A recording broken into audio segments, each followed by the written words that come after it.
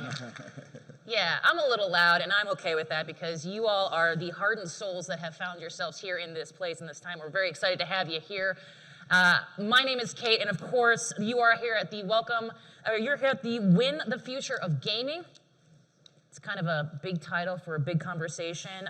And today we're going to basically be pulling back the curtain with two people at the forefront of esports and tech. So please welcome to the stage Qualcomm Technologies Chief Marketing Officer, Don McGuire, everybody. Hey, everybody. Welcome, welcome. Thank you. And from ESL, co-CEO, Craig Levine, everyone. Thanks, gentlemen.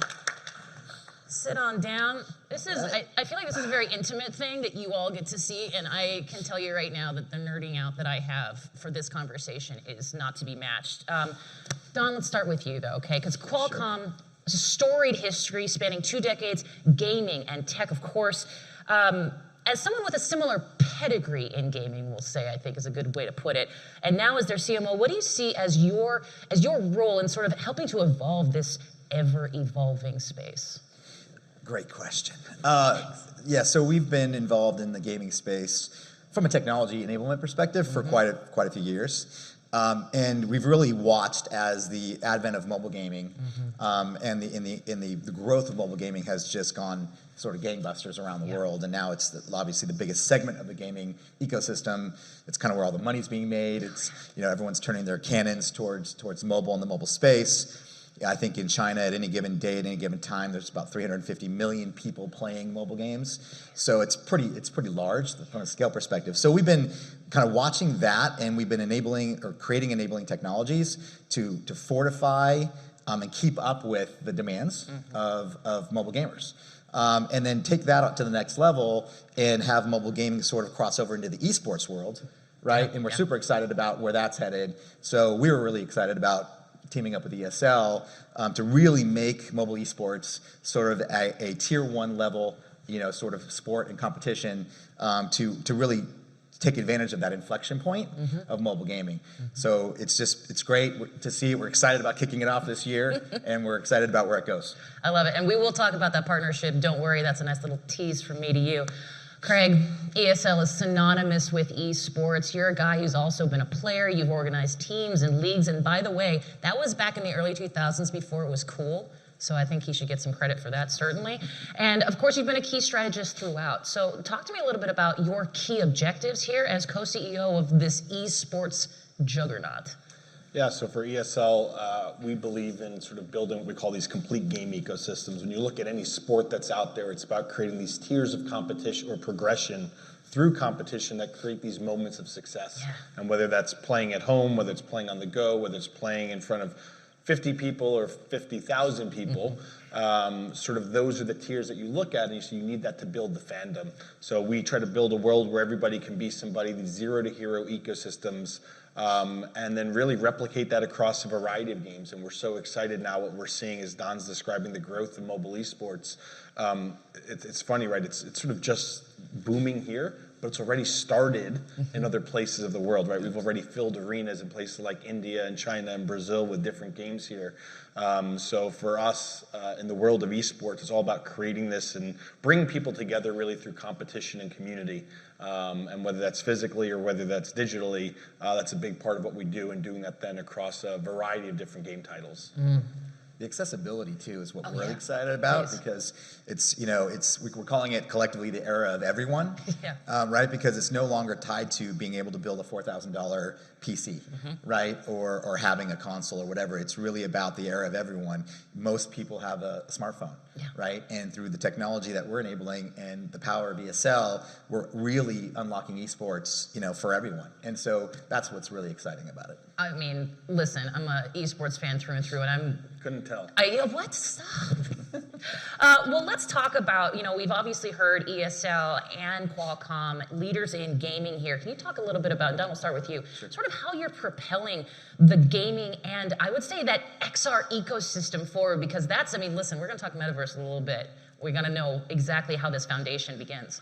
Yeah, so Snapdragon, for those of you who don't know who Qualcomm is, I wouldn't be surprised, by the way. But Snapdragon is really our consumer-facing product brand, and Snapdragon is basically the name of our platforms that go into various device categories: smartphones, PCs, cars, wearables, all sorts of different product categories. And on the Snapdragon platform, we've enabled a collection of gaming technologies and features, which we call Snapdragon Elite Gaming.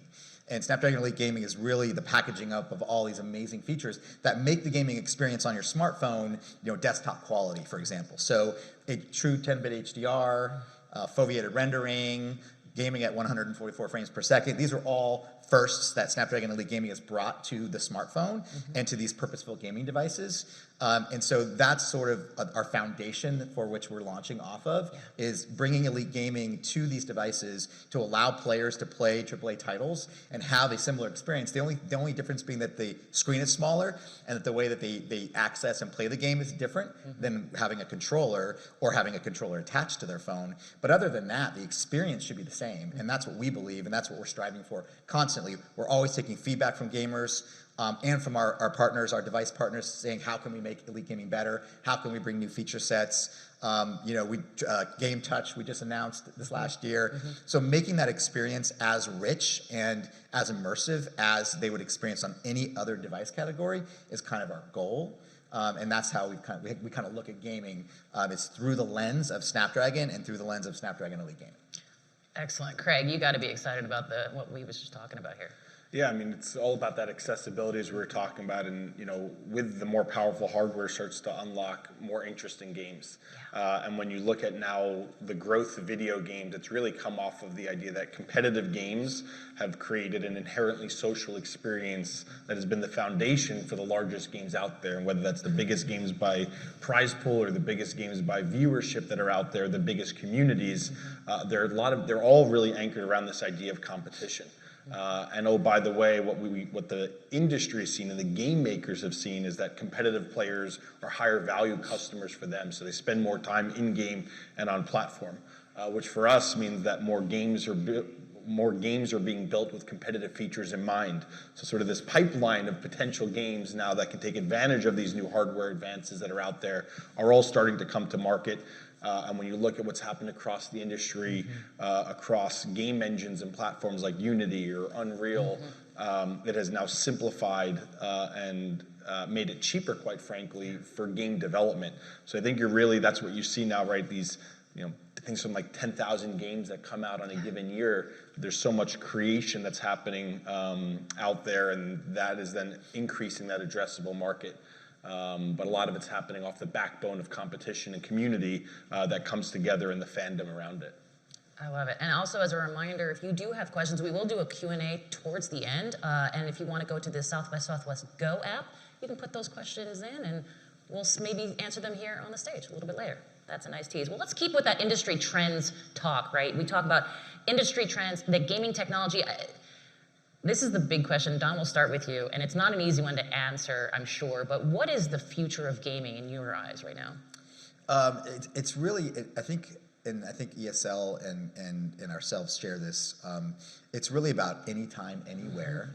It's about utilizing the power of 5G networks, AI, and different devices, along with the entire gaming ecosystem, to create the ability for you to seamlessly play and engage, whether it's multiplayer or whatever, wherever you are at whatever times. You should be able to move seamlessly from your PC to your console to your gaming device dedicated to your smartphone and continue gameplay as seamless as possible. And the power of technology that exists today that's being built around the world is going to really enable that.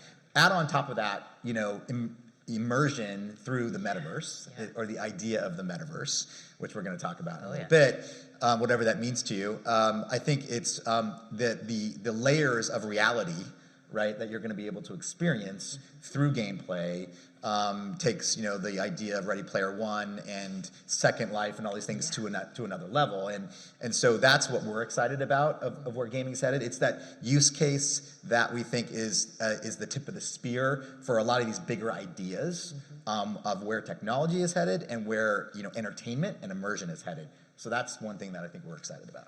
Yeah, I mean, I think exactly as you're describing, with this new hardware that comes out and enables now these more immersive experience from small screens to big screens, from slower networks to faster networks, that has allowed us to create more immersive, more social gaming experiences, right? A battle royale like Fortnite literally couldn't have existed, 10, 15 years ago. When you look at now what's happening on some mobile titles out there, PUBG Mobile is an example, right? I mean, it feels crystal clear like it would, if you were playing a console, what you would expect as a player now. So that's now available to you on the go, as Don was describing. And when you layer on top of this immersion that's happening, the social aspect that gets to be unlocked, I think that's really the power of what you start to see in this next generation of gaming and where it's going, right? And it started, with, let's call them early versions of, voice way back in the day, and now how Discord's kind of made that ubiquitous, and how video, right, is sort of powered on everyone's phone, and how does that get overlaid into your gaming experience to, again, make it more social. So I think when you look out on the future of gaming, it's about the continued immersion that's coming off the back of the hardware advances across the industry, and then all of these new social touch points that really are laying the foundation for the Metaverse conversation, which we'll get into. And I totally agree with what Don was saying. I think that's what's so exciting about games and esports, is it's always been at the forefront of technology. It's always been driving it. When you think about the growth of live streaming over the last few years, it started with Twitch. When you think about video content on YouTube, gaming is the largest vertical on it. So this entertainment medium is now the largest in the world, and you're seeing that push the barriers to it. And again, even as we get into Metaverse, it's something that we've seen and experienced as gamers, even right for the last few years or decades even. Absolutely. Well, I would be remiss if we did not use a question to ask about the big news that came out with ESL and Qualcomm, Snapdragon Pro Series. I can see the smile on your face right now, Craig. It's definitely something to get excited about. And Craig, let's actually start with you. Unpack this partnership and really what it means for the mobile gaming esports scene. Yeah, so we're so excited to be partnering with Qualcomm on this and to really unleash, as Don put it, the era of everyone. That's how we think about it. And mobile devices are the most accessible, they're the most pervasive, and again, with these richer games that we're speaking about. So now together we've created the Snapdragon Pro Series. It's a $2 million prize purse. It's a global program across North America, across Europe, the Middle East, across APAC, China. And really what this is going to do is that ecosystem that I described earlier around esports, those levels of progression, we've got different tiers that are going to start to create local and regional and national heroes, and then culminate with what we call a big Masters event. So I'm sure everyone here has seen, right, the big images that you've probably tuned in live, maybe attended a big event in the past, and to now be able to bring that to mobile gaming on a global scale is incredible.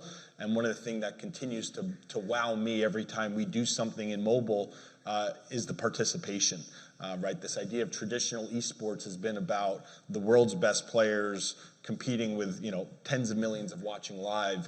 And what you're seeing now on mobile is that you're starting with, 2 or 3 million participants competing for their chance to be there.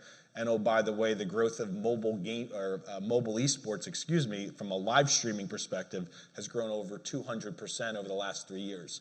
So you're seeing this massive swell on the bottom of participants that you're already seeing the upswell starting on the viewership. So to be able to partner with Qualcomm and to lead this for us, it's what we've done the last 20 years, and this is just the next chapter in that.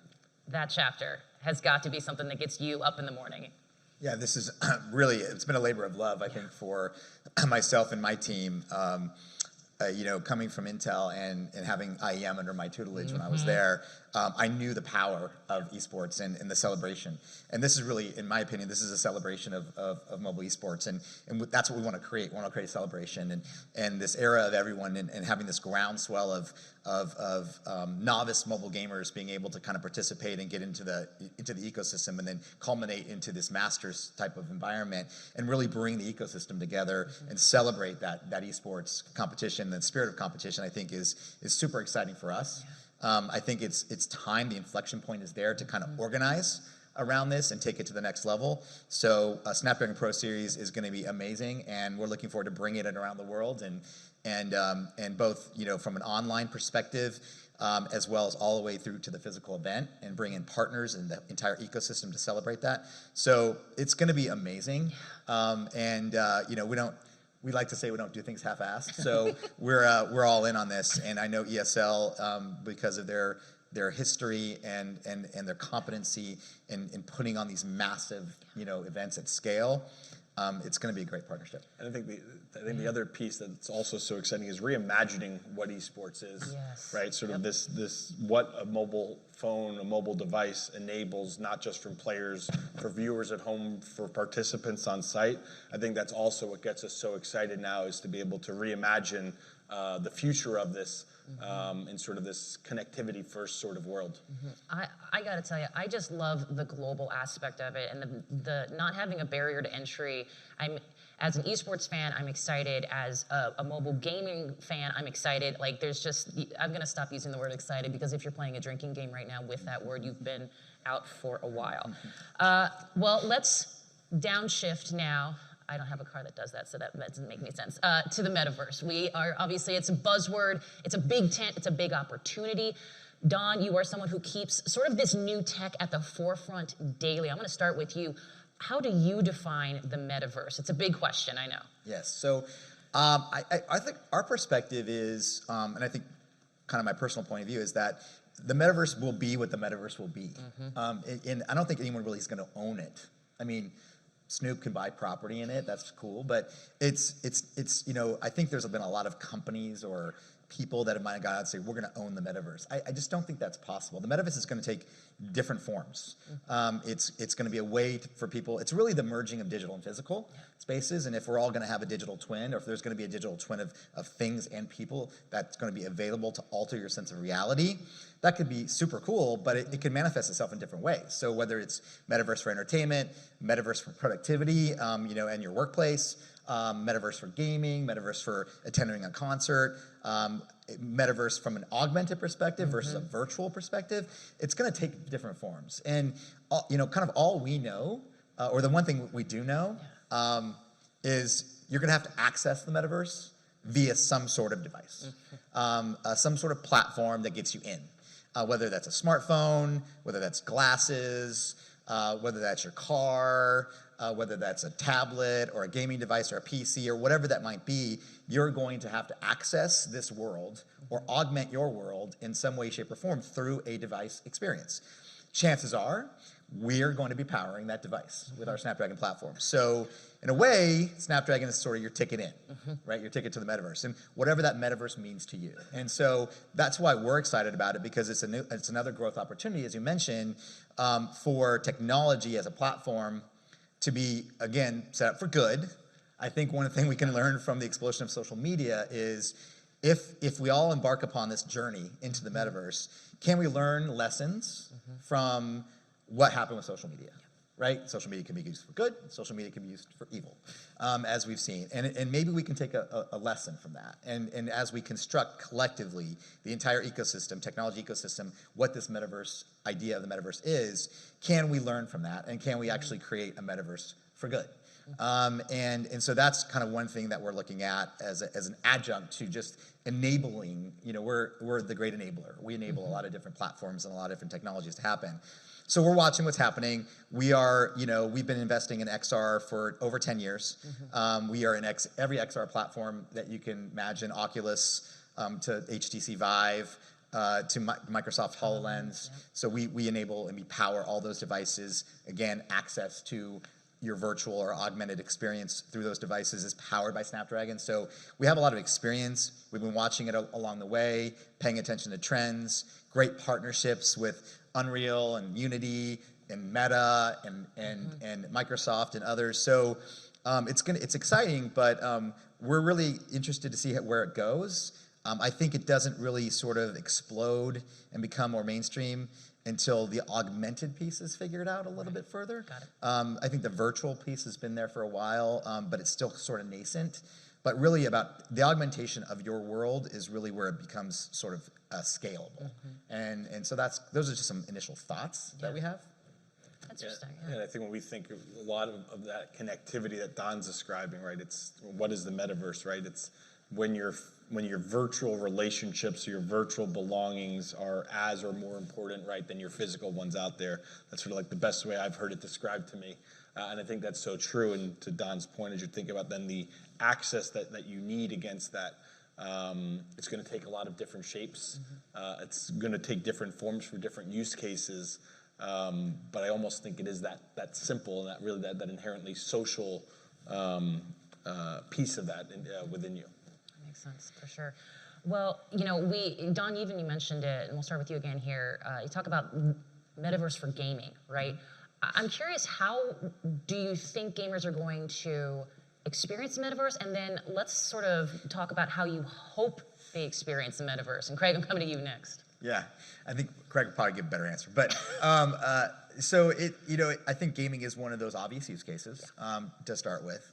I would say that another use case might be popular for the metaverse, but I won't bring that up here, as it was for video and VCR.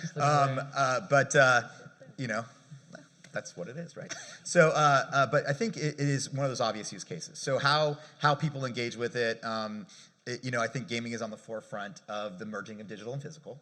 And so as a gamer, I think it offers opportunity, for people to create a better version of themselves or a different version of themselves in the form of entertainment as they move into in and out of their gaming world. And I think that's cool for people. I think it gives people not only accessibility, but it gives people the chance to create a more equity, right, for each other and for themselves. And I think that's pretty cool, right? Because you can be whoever you want to be, and you can avoid real world judgments and all those types of things. And so as a gamer, I think that's exciting. And we've already seen it a little bit, and there's been foreshadowing in movies and all sorts of other things where people have done that. So that's kind of an interesting piece of the puzzle from a gaming perspective. But I think gameplay, ultimately, it's the ultimate immersion, right? Is being in, they say be in the game, right? And they've been using that tagline for years now, but okay, you're in the game. And so that's actually pretty exciting as well. And so, I mean, that's how, I'm looking at it personally. And I really, really like this idea of equity and inclusion that this could bring to gameplay, which I think is pretty cool. Absolutely. I think, right, that question of how are gamers experiencing the metaverse, I laugh because I go, I guess we've been in the metaverse for 20 years, right, in the sense of I've been in clans and guilds, I've connected through voice and chat with friends, I've made friends in the real world that started in virtual environments.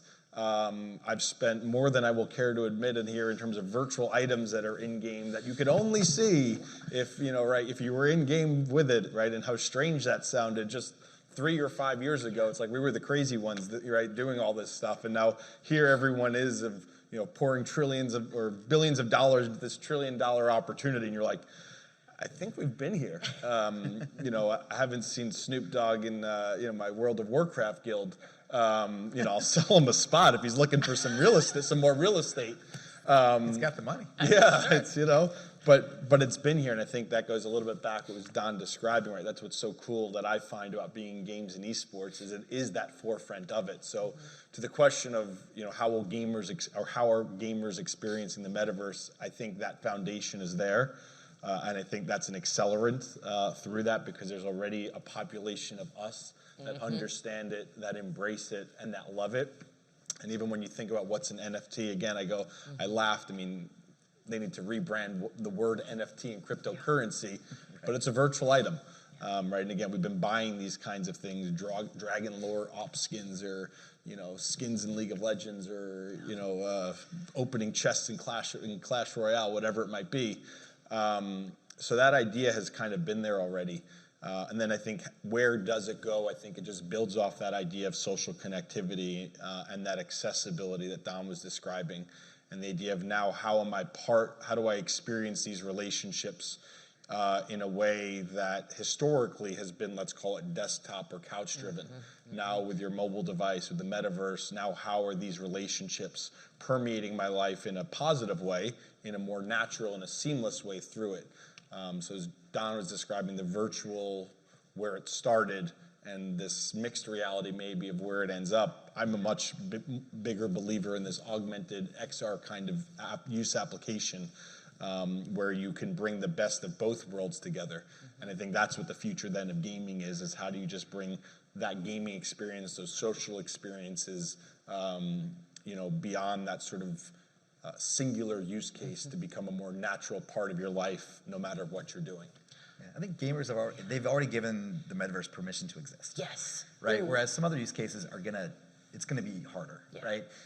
It's gonna be a behavioral shift that's kind of more monumental, but the permission's already there for gamers. Like Craig said, it's already been kind of happening in different pieces in different ways, and the engagement's there. So I think it's an obvious first mover. Yeah. When it comes to the metaverse. And there's things that are working, and there's things that haven't worked. Right. So I think there's also that foundation where you go, right? Overpromised and underdelivered. Right, there's 3 billion gamers worldwide. It's like this isn't this foreign kind of concept to it. There's a blueprint that works. So I think that's now the accelerant out of there. And a little bit on a tangent here, right? But sure. When you think about that, again, off of all the power and connectivity that's now created in all these different devices, the companies, in my opinion, that are best positioned to create the metaverse, I won't say own the metaverse, right? It's a company like Epic to me, right? Where you have 100 million Fortnite players. You have an Unreal game engine that's already powering movies and new games and cars that are being built. And from an esports perspective, this idea of, again, how does that now software power kind of come to life to create this new viewing experience? So maybe you're not watching it on your Twitch screen, but you're inside a Fortnite match and you're seeing different things happen. And you're sitting there with different friends the same way that you might be sitting in an arena. Yeah. And I think that's the power of this, and that's why, again, there's so much, I think, a little bit almost unspoken opportunity, I would even say, to some of the gaming technology companies, the game makers out there, and the outsized role that I think they're going to have in terms of really owning the space. Absolutely. Well, actually, let's sort of dive in. I think you've even touched on it a couple times here, Craig, but let's talk about sort of that, the growth of mobile gaming, mobile esports, as well as sort of how that interacts with this metaverse and, what it really means to be a gamer within both of these scenes. Like, talk to me a little bit about that. Yeah, I think that's what's so cool about what we're doing with Snapdragon Pro Series, and what it really represents is sort of I'll call it the validation, and that's certainly an unfair word, of just the mobile device, of the role it plays now. Yeah. So when you think, again, the metaverse and esports and competition and what it is, the fact that you're going to need it's going to be your passport, right? This passport into this universe, and whether that's a digital collectible, whether that's a relationship that you have with someone, whether it's a virtual world you're going to, it's all going to need to come from somewhere to connect us in that. And obviously, the mobile phone is the first natural place to start, because everyone's sort of got one. Yeah. So I think that's what's fun for us, again, as we reimagine what mobile esports is, as we project where we're going with Snapdragon Pro Series, is this idea of saying, how do we really embrace that and create the idea of virtual relationships, of digital ownership, of, that idea to kind of all come together, and for this to be that first entry point out of it. So we get to put on our imagination hats a little bit and our dreaming hats, which is the real fun part of this all. I love that. Well, Craig, I'm going to stick with you for a hot second, then Don, I want you to jump in. Let's talk about the future stars of the metaverse, because, I know it does sound funny, but the truth You're looking is, at them. I mean, hello. Thanks for being here. And I will say that I think a lot of those personalities, those influencers, can be used by companies to really realize the future of whatever platform they're going for. Who do you think the future stars are for this kind of a space? In the end, no one knows. I think that's the fun part of this also, is when you look back on the history of new platforms, as there's been innovation, and start with, in the gaming world, right, start with something like YouTube, and PewDiePie, right, was the biggest gaming star that existed out there.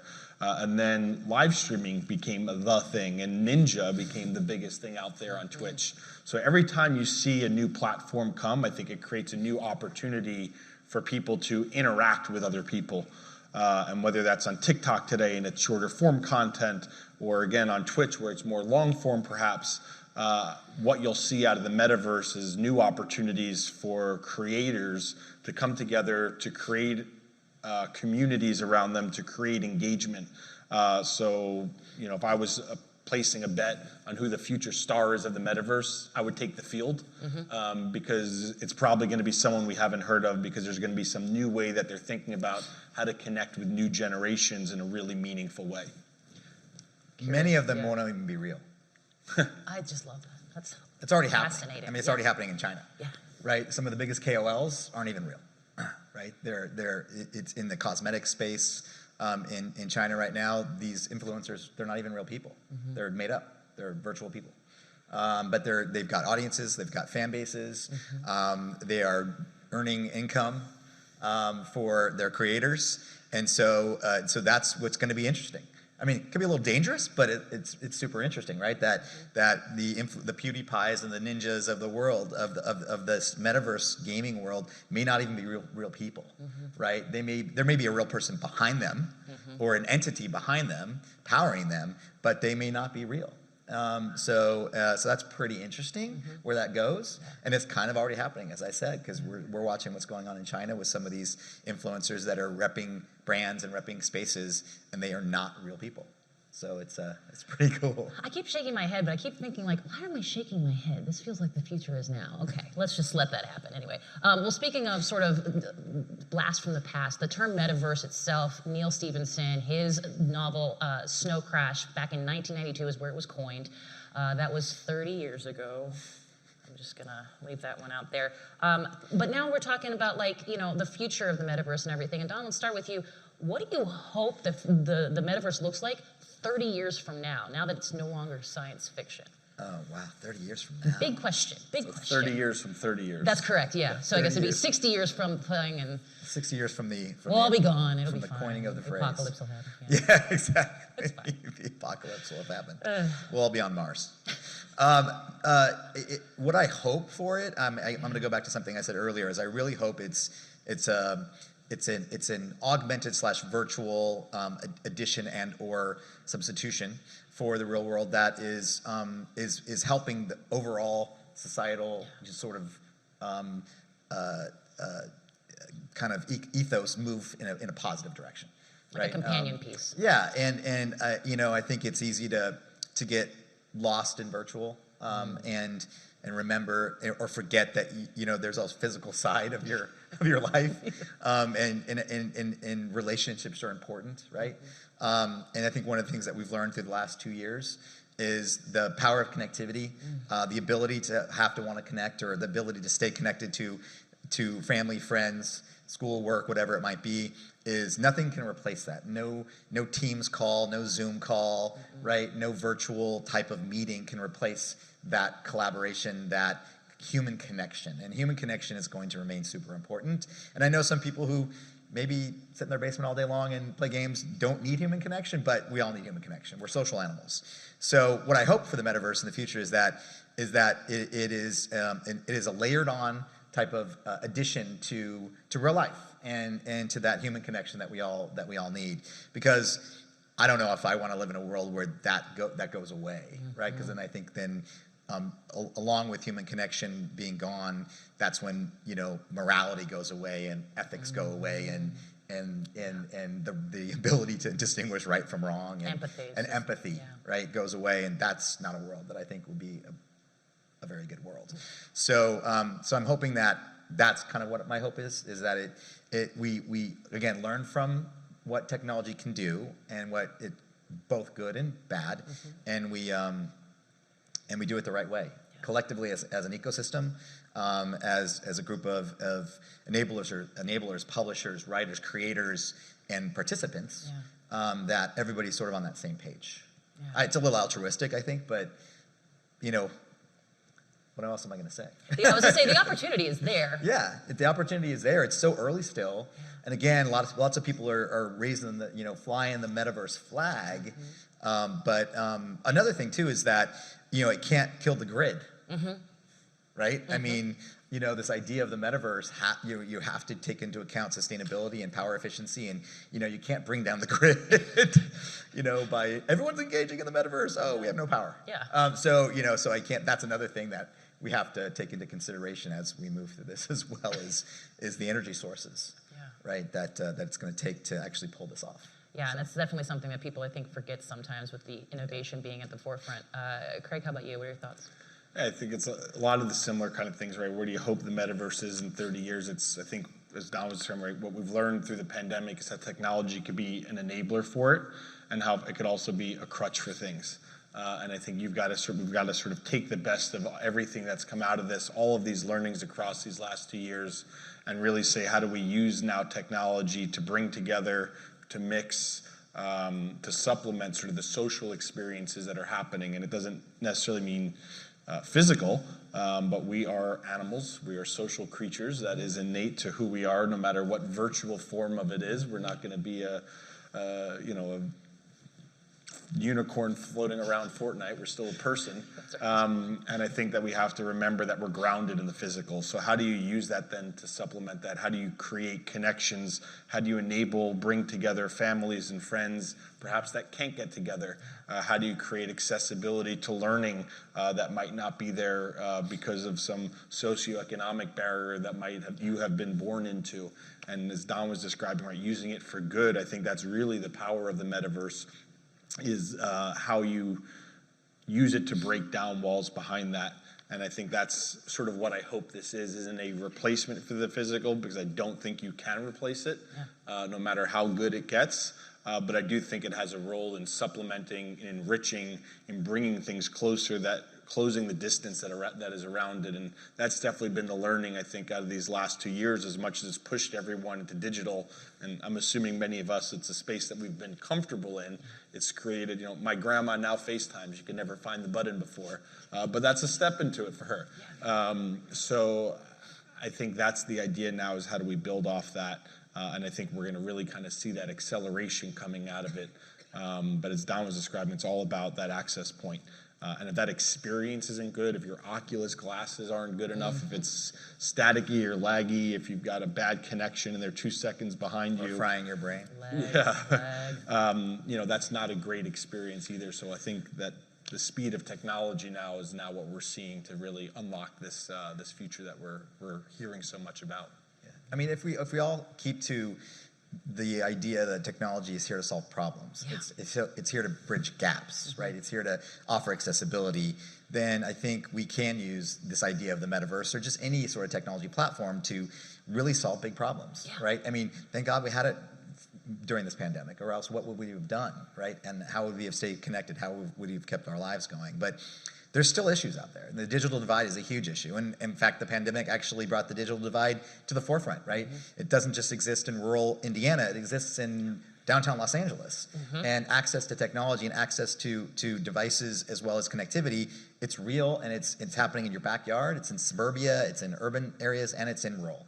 And so the power of technology to solve those problems, I think, is really exciting. And so if we all remember that, and as we kind of move into this, I think we're all headed in a really good direction. Yeah, I think, and the other angle is, right, how do you, as an individual, how does it create an area of comfort and safety for you to express yourself?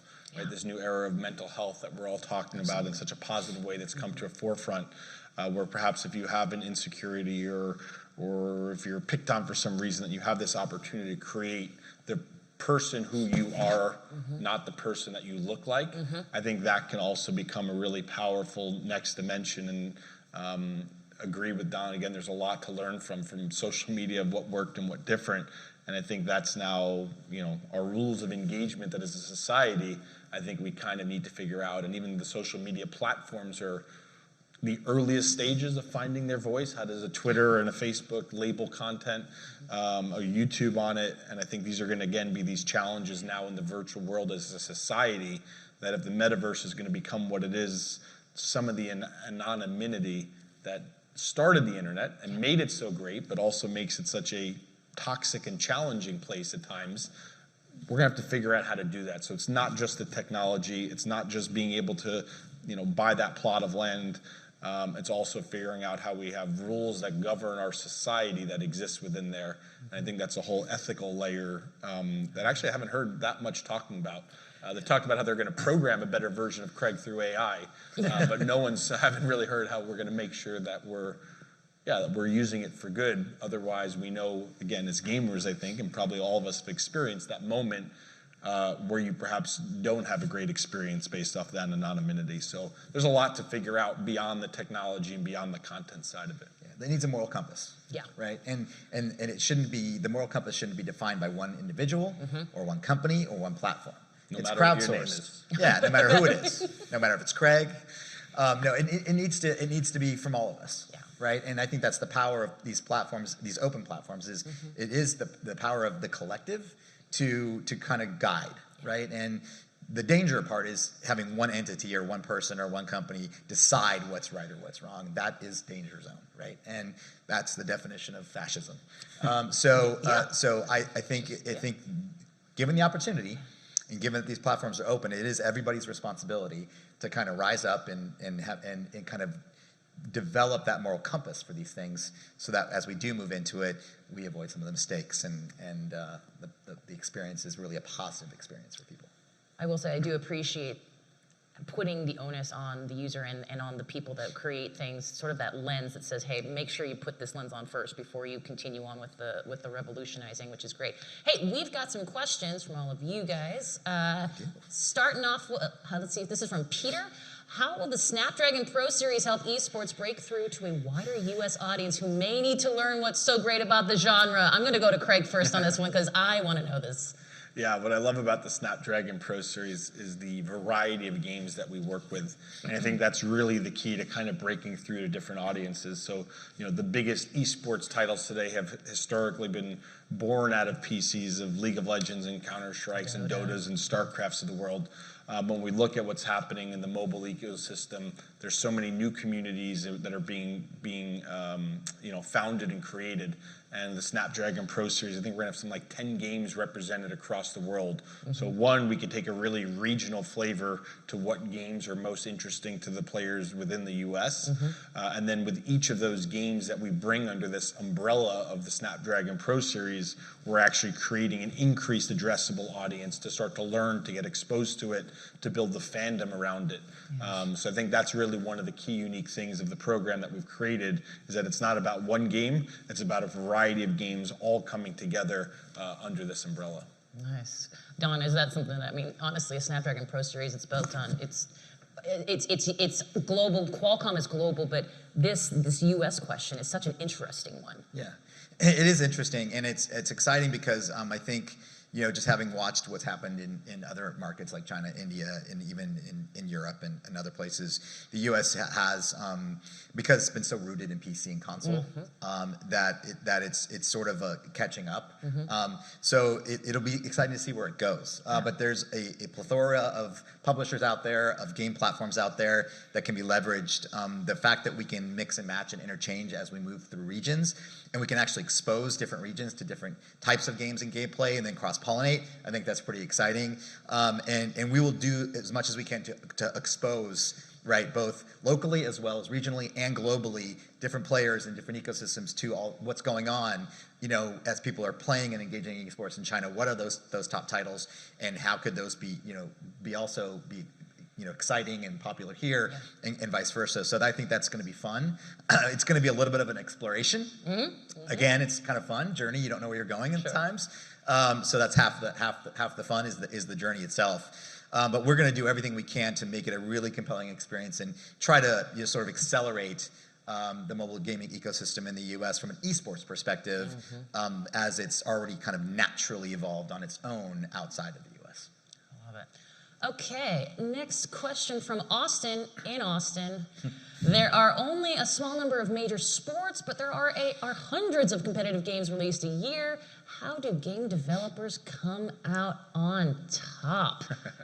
We're all looking at you, Craig. Yeah, look, I think it's funny because it actually hits on a really interesting trend we were talking about, the next influencers out there, right? This is, 100 years ago, the biggest sports in the U.S. were boxing and horse racing.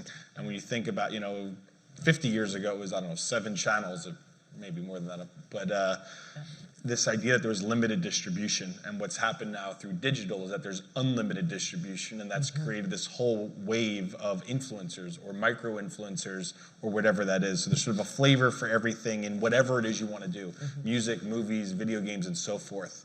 And I think that's also the difference of how traditional sports were born out of, was this idea of if you didn't have a deal with ABC or NBC, then no one was going to find your content.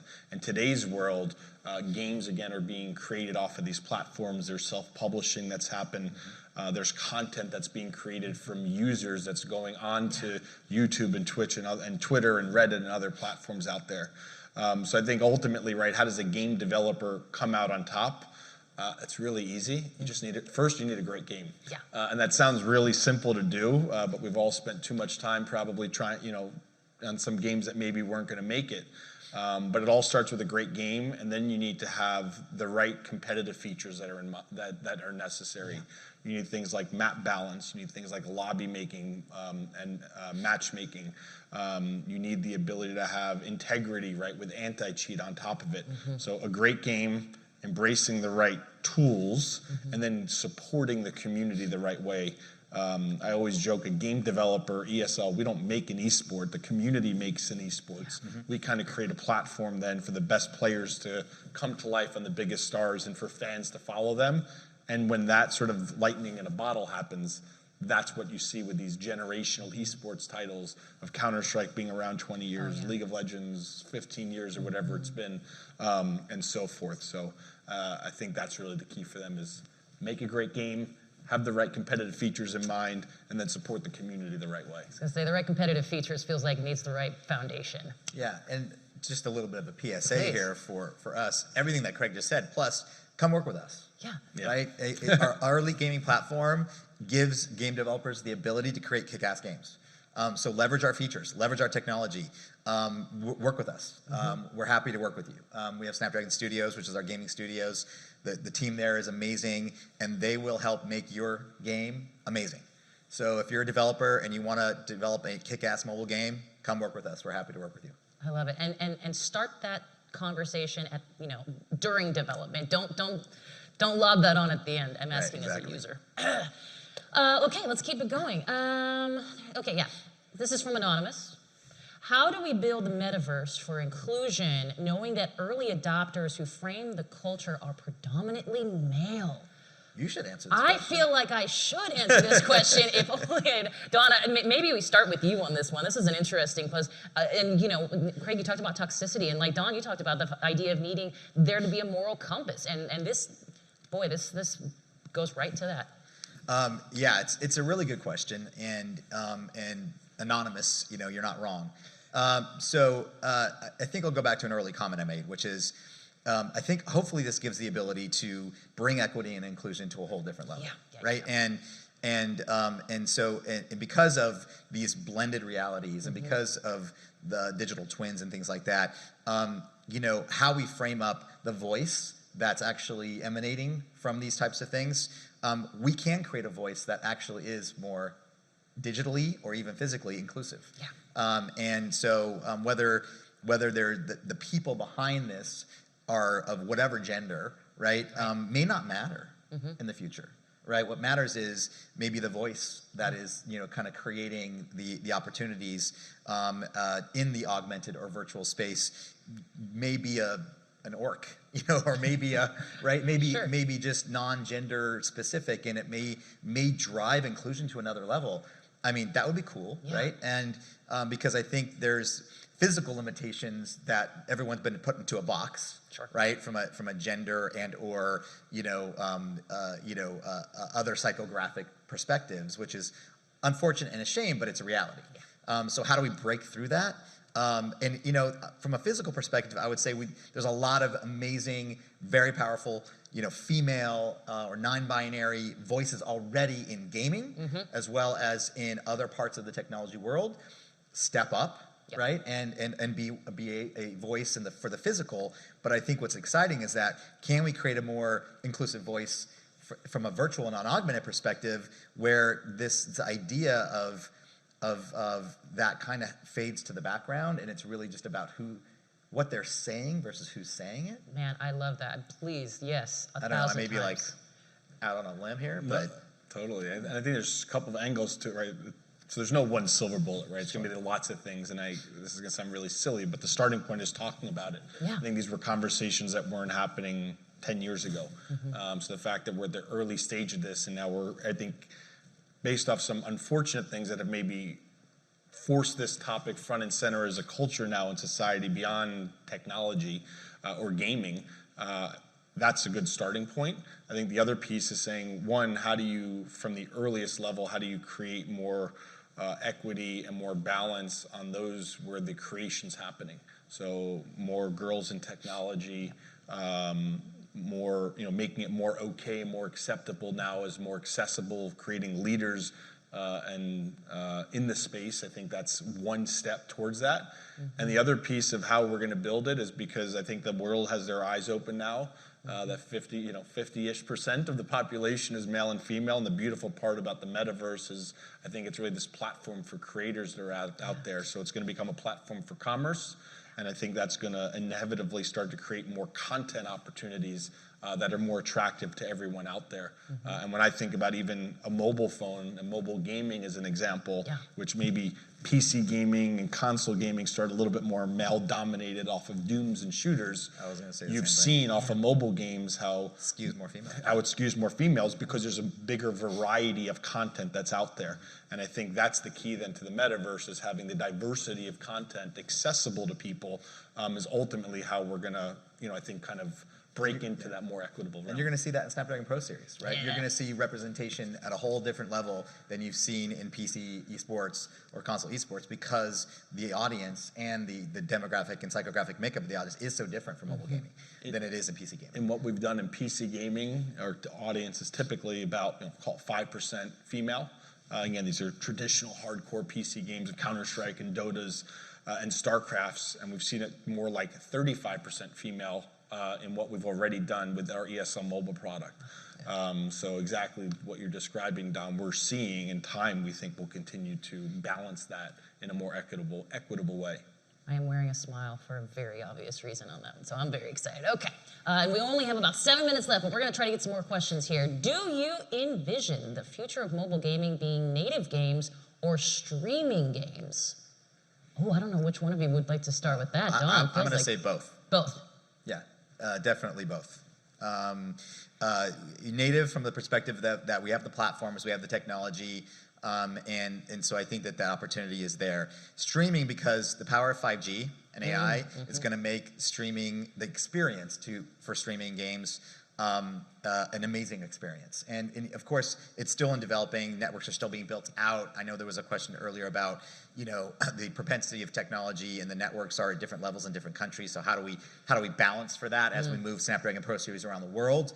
And the good news is that at every event, because we're involved, we're going to make sure that the network that is supporting these events is actually, as state of the art as possible for these specific events, even if the public networks around are not quite there yet. So from a gameplay perspective, it's going to be state of the art. Don't worry about that. But I think it's going to be both. I think that's what's exciting about it, because we think your next console might be your last console. In the era of 5G. Sure. Right? Because you're not going to be tethered to a couch, right, or a chair, in order to have awesome gameplay. So I think it's both. I don't know what you think. Yeah, I totally agree. Because I think it's how do these two technology breakthroughs again come together, create a better experience for the user, and I think that's what you've seen is right when you put more power into your device, when you put more bandwidth and capability into broadband and into the network, then you're able to get more people connected from further places with less latency on a bigger screen with faster devices. So I don't think it's a stadia over that. When you're able to leverage all of the technology that's available to you, I think that's how you create the richest kind of moments. And 5G is being architected, right, for not just launching within a smartphone environment, right? It's been architected through several releases so that it can do mission critical types of decision making for automotive, for example. And if you're connected, if your car is connected to a 5G network and there are things that are happening, you need like millisecond latency, because if you don't have that, you've hit the pedestrian, or you've hit the wall, or you've hit the whatever. So that kind of power in the hand of a gamer, right, where you've got that level of low latency, and the capacity, and the bandwidth, and the speed, and the performance, that's pretty amazing. Yeah.